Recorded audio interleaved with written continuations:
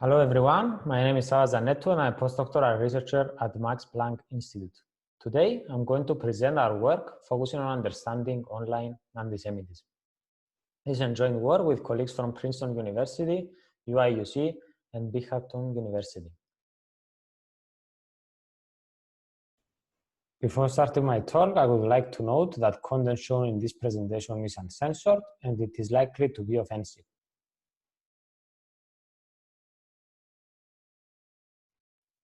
Unfortunately, hate attacks against members of the Jewish community are on the rise. According to the Anti-Defamation League, an organization that aims to combat antisemitism, in 2019 we hit an all-time high in anti-Semitic activity.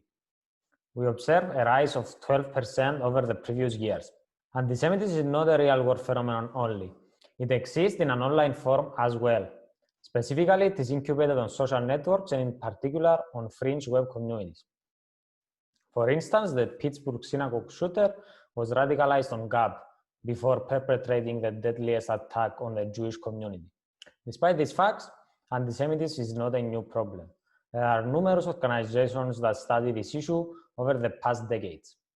Some examples include the Anti-Defamation League and the Southern Poverty Law Center. These organizations have a lot of historical knowledge and are experts on the issue of antisemitism. However, their approach is not ideal in the online world. This is because they mainly rely on human analysts that qualitatively analyze the issue of antisemitism. This approach faces many challenges on the online world. First, it does not scale.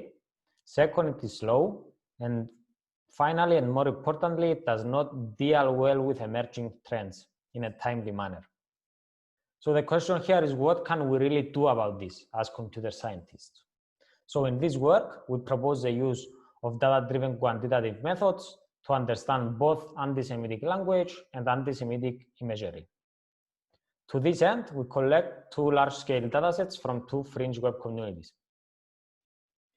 Specifically, we collect 67 million posts and 5.8 million images from 4chan's politically correct board, and 35 million posts and over 1 million images from Gab.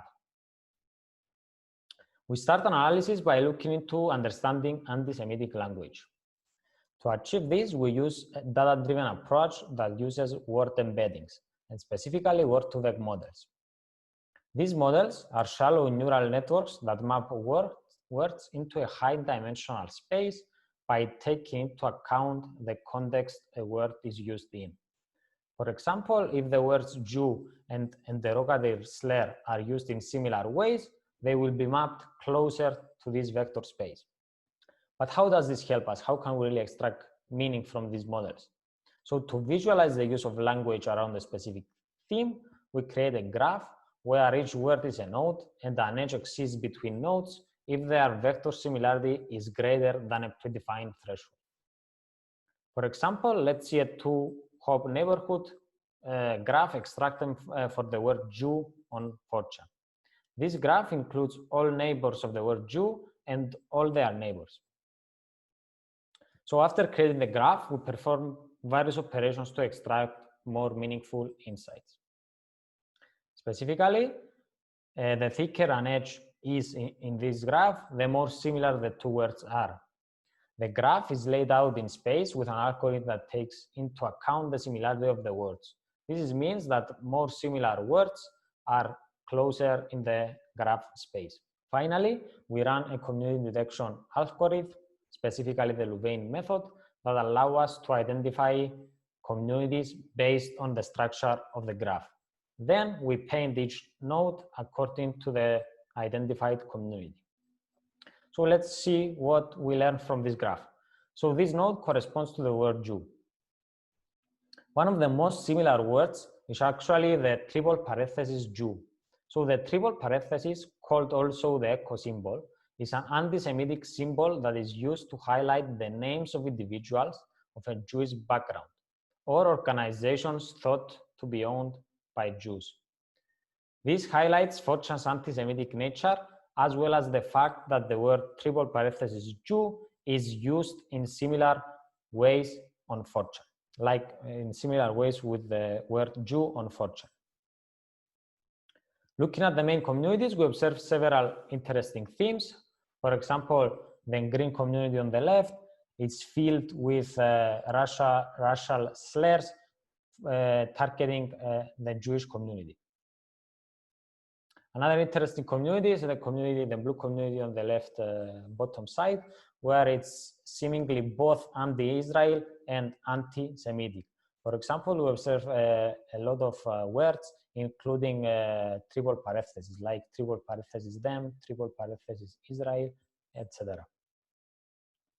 Finally, we observe an interesting community that includes several ethnicities of the Jewish population, like Ashkenazi and Mizrahi. This means that 4chan users discuss also matters related to the Jewish community and ethnicities. Overall, using this approach, we can gain new insights into the problem at a larger scale. This technique can be particularly useful to visualize the main themes of the use of language and for discovering new terms or slurs related to specific themes. Also, it is worth noting that this approach can be also used for studying other kinds of hate speech. It's not only for anti-Semitism. Now, for the second part of this presentation, I will present our work on understanding anti-Semitic imagery. So in this work, we reuse an image analysis pipeline presented by our previous work at IMC 2018. The pipeline uses perceptual hashing and clustering techniques to group together images according to their visual peculiarities. Then it uses ground truth data from a site called Know Your Meme, which is an encyclopedia of memes. These allow us to annotate the clusters based on this ground truth data. In this work, we focus on a specific meme called the Happy Merchant. This meme shows a manipulative caricature of a Jew, and it is a highly offensive meme towards members of the Jewish community. Unfortunately, analysis indicates that this anti-Semitic meme spilled to other more popular and mainstream memes like Pepe the Frog, Roll Safe, and Feels Good. So in this graph, each node is a cluster of images, and by inspecting those clusters, we are able to find instances of anti-Semitic memes on a large number of mainstream memes posted on 4chan and Gab.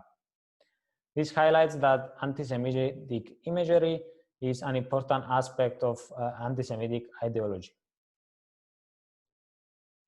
To summarize, in this work, we have presented data-driven approaches to study both anti-Semitic language and imagery. Keep in mind that these approaches are also general and can be used to study other types of hateful content. These approaches are more well suited for studying this kind of tasks compared to human analysts because they scale, they are fast, and they can capture evolving and emerging trends in a timely manner. To conclude, I would like to highlight that there are more results in the paper for both language and anti-Semitic images that I didn't cover during this presentation. Specifically, we looked into the temporal evolution of anti-Semitic language, of anti-Semitic imagery, and we also did a comprehensive analysis of which communities are the most influential in spreading the Happy Merchant meme. So if you are interested in this topic, make sure to read the full paper. Thanks a lot for your attention.